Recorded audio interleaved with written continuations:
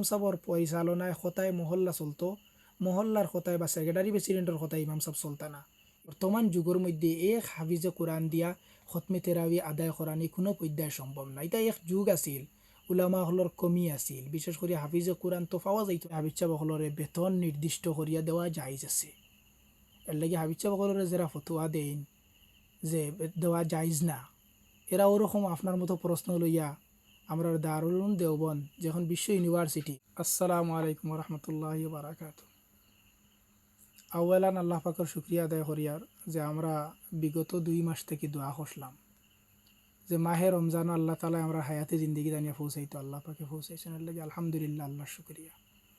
দ্বিতীয়তে যে সোয়াল করছেন, এগুলো তো জাজির সুরত আছে, এগুলো যে জাইজ হইবার যে সুরত আছে, এই সুরত এগুলো না চাইয়া, এগুলো না জিকাইয়া মানে না জাইজর মাসলা দেওয়াটা সহি নাই।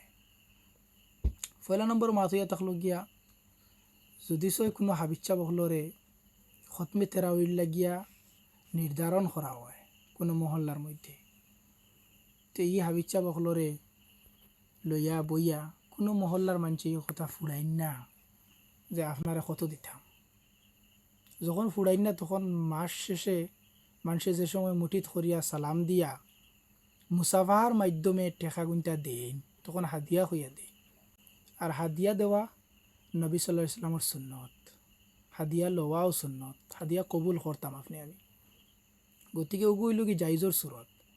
দ্বিতীয় জাইজর সুরত লেখসইন উলামা হলে কিতাবর মধ্যে যে ও হাবিজ সাহেবের ইমাম নির্দিষ্ট করি লক্ষ্য, আর যে ইমাম সাহেব পারমানেন্ট আসলা তাহানো 2-1 অক্তর মানে দায়িত্ব থাকুক, আর হাবিজ সাহেব হলরে 2-4 অক্তর দায়িত্ব দিয়া ওভাবে হাবিজ সাহেব হলরে বেতন নির্দিষ্ট করিয়া দেওয়া জায়েজ আছে। এর লাগে হাবিজ সাহেব হলরে যারা ফতুয়া দেন যে দেওয়া জায়েজ না, এরা ওরকম আপনার মতো প্রশ্ন লইয়া আমরা দারুল উলুম দেওবন্দ যখন বিশ্ব ইউনিভার্সিটি ওখানের যুগ শ্রেষ্ঠ যিন মুফতি আসলা, যিন বিশ্ব নন্দিত মুহাদ্দিস বহুত বড় মুফতি হজরত মৌলানা মুফতি সাঈদ আহমদ পালনপুরি নওয়ার আল্লাহু মারকাদাহু রহমাতাম ওয়াসিআ, হজরতর দরজাতরে আল্লাহ রব্বুল ইজ্জতে বুলন্দ করিয়া দেও।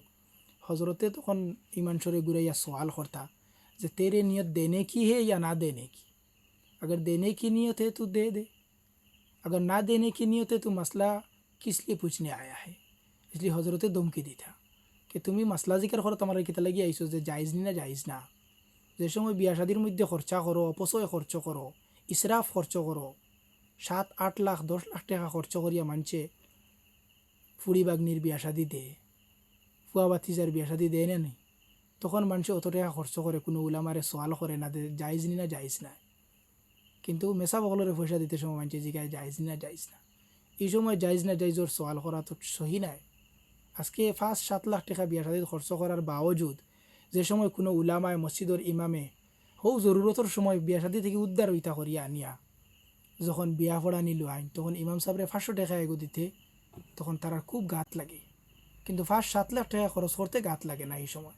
এর লাগিয়া এগু জায়েজ আর না জায়েজর সওয়াল না করিয়া বেশ করিয়া হাবিচ্ছা বকলরে হাদিয়া দেখা। মাহে রমজান সারা বছরে আইছে, আর সারা বছরের মাঝে হাবিচ্ছা বকলয় কোরআন শুনাইবার এক সুযোগ পাইছে, তারা তো কোরআন শুনানির নিয়তে কোরআন শুনাইতরা। আমার যতটুকু জানা যতটুকু সম্পর্ক তাল্লুকাত আছে হাবিচ্ছা বকলর লগে, প্রত্যেক হাবিচ্ছা বকলে কন্যা বা আমি কোরআন ওখান শুনাইতাম। আর একবার খতমে তেরাবিত কোরআন শুনানি আমরার হুজুর হলর কত হইল গি 10 বার সফিনা পড়ার সমান। সুবহানাল্লাহ। গতিকে খতমে তেরাবির মধ্যে কোরআন শুনানি তারা এটার সৌভাগ্য মনে করেন। এগুলো তারা কোনো সময় ঠেকার লালচ তারার আয় না। যদি সয় হাঁ খেউরর আয় তে এটা না যাই যাইব। এর লাগি টেকার লালচ হাবিচাবর মাঝে আইতো না। আর ও হালতো যদি মহল্লার মানুষে কিছু টাকা পয়সা দেন তো এটা হাত দিয়া হইব। আর কিছু ওখানে খুব বেশ করি হাবিচা বলরে হাদিয়া দেওয়া আমি জরুরি মনে করি। আর এগুলো জাইজ না জাইজও না গিয়া বেশ করি হাদিয়া হিসাবে সুন্নত মনে করি, আর সুন্নতর উপরে আমল করা। আর এক সুন্নতর আমল উপরে আমল করলে মানে হিয়া সুন্নতি আইন্দা ফাসাদি উম্মতি ফালাহু আজরুমিয়াতে শাহিদিন, 100 শহীদর সোয়াব একটা মুর্দা সুন্নতের জিন্দা করলে। আর মাহে রমজানও 100 শহীদর সোয়াব যদি গয়ের রমজানও পাওয়া যাতে মাহে রমজানও 1 কোটি শহীদর সোয়াব হয়তো পাওয়া যাইব। এর লাগি বেশ করি আবিচা বলরে হাদিয়া দেওয়া সুন্নত মনে করিয়া নবীজির এক তরিকা মনে করিয়া আদায় করা। আর মাহে রমজান খতমে তেরাবির মাধ্যমে যেটা 20 রাকাত তেরাবির নমাজ রোজানা আদায় করিয়া মাহে রমজানের যে তেরাবির নমাজরে কমপ্লিট করা এও সম্পূর্ণ একটা সুন্নত।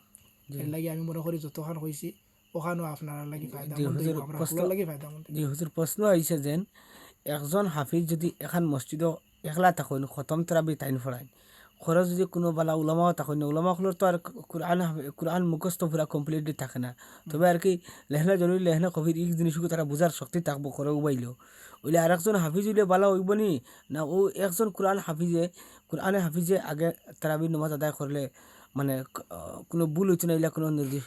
না, এটা তো সম্ভব না। জি বর্তমান যুগের মধ্যে এক হাফিজে কোরআন দিয়া খতমে তেরাবি আদায় করানি কোনো পর্যায়ে সম্ভব না। এটা এক যুগ আছিল, উলামা হলর কমি আছিল, বিশেষ করে হাফিজে কোরআন তো পাওয়া যাইতো না তুকাইয়া। এখন যদি এই নিয়ামত আল্লাহ রব্বুল ইজ্জতে আমরা দিছেন, তে আমি কমসে কম কমপক্ষে দুইজন তো মহল্লার মধ্যে হাফিজে কোরআন আনিয়া কোরআনে করিমর খেদমাত বা তেরাবির খেদমতরে আঞ্জাম দিবার লাগি আমরা ফারিয়ার। তখন আমরা একজন রে দিয়া কীভাবে এটা আদায় করা নিব, কারণ ভুল হওয়া তো মানুষ থেকে স্বাভাবিক। তখন ভুল হওয়ার মধ্যে এটা কমি বেশি যেটা এটা খেয়ে ধরবো। আর নমাজের মধ্যে লুকমা দেওয়া এটা কোনো শর্মর বিষয় না। নমাজের মধ্যে লুকমা না দিলে নমাজ সহি হইতো না, কোরআনে করিম তিলাওয়াত হারাম হইব, নমাজ ফাঁসিদ হয়ে যাব। এর লাগি একজন সামাআতর লাগিয়া কমসে কম একজন উনবার লাগিয়া করে হাবিজ চাপ একজন রাখা অত্যন্ত আমরার লাগি জরুরি। তো মানে এইগুলো জিনিসটা মানে তোমার সুন্দরভাবে তারাবিটা আদায় হইল করি সুন্দরভাবে থেরাপিটা আদায় হইব। আর আর একটা বস্তু আমি কইছি যে হাবিচ্চা বলরে হাদিয়া খুব বেশ করে দিতা, ইনো আর একটা বস্তু দাইমি পার্মানেন্ট যারা ইমাম সাহেব হল তখন এরারে খুব বেশি মানে ঠগাও হয় রমজানের মধ্যে। হাবিচ্চা বলরে আনিয়া বেশ করে হাদিয়া দিয়া দিলাইন। আর পার্মানেন্ট যে ইমাম সাহেব সারা বছরে তার একটা আশা ভরসা থাকে যে বিবি বাচ্চেন তোরে খাফড়, ঈদর খাফড় বা একটা খরচা, ঈদর খরচ কইন রমজানের খরচ বহুত বেশ খরচ রমজানের মানুষের হয়। তখন এই খরচটা নিবার মতো উপায় থাকে না ইমাম সাবর। এলে এই পার্মানেন্ট যে ইমাম এনে আর খুব বেশি দেওয়ার দরকার।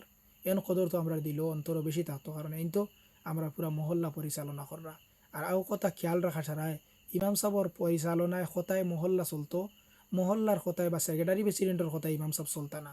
এই কথা সারাই লক্ষ্য রাখা জরুরি অত্যন্ত। ওমা আলাইন ইল্লাল বালাগ। শুক্রিয়া। আসসালামু আলাইকুম।